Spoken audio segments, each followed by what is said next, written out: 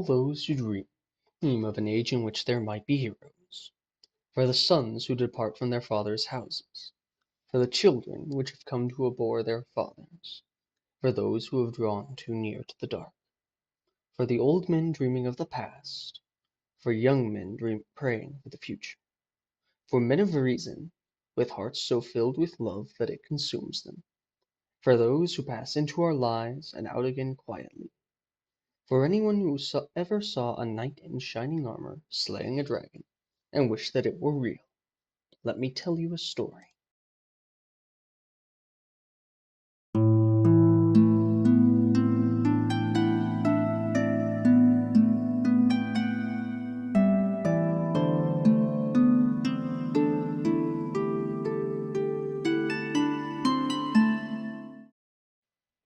Prologue.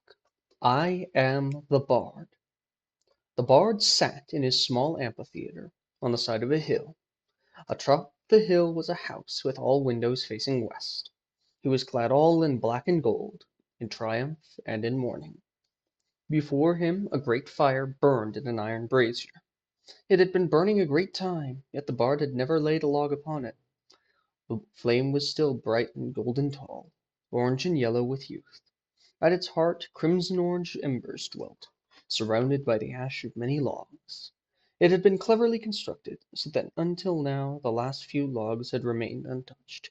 Now the fire reached out and began to burn them. The Bard sighed heavily and turned his head upwards. He was not an old man yet, nor was he a young man, but the weight of many stories was upon him, and the fire of years of those tales were in his eyes. He looked upon a golden sunset, for the rains were passing away. The sun was going down behind the mountains, yet remained at the apex of its descent. As such, all the shadows were long, but the air was filled with golden light, the last true light of the day. It was heavenly and almost holy, like one could reach out and take hold of immaterial light.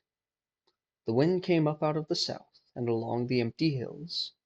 The fire turned towards the north, and the Bard's gaze followed it, toward a long path leading northwards, and to an unknown horizon tinged with the last light of the day. At length the Bard spoke. I am the Bard. Many worlds have I watched, many ages have come and gone, but the story abides.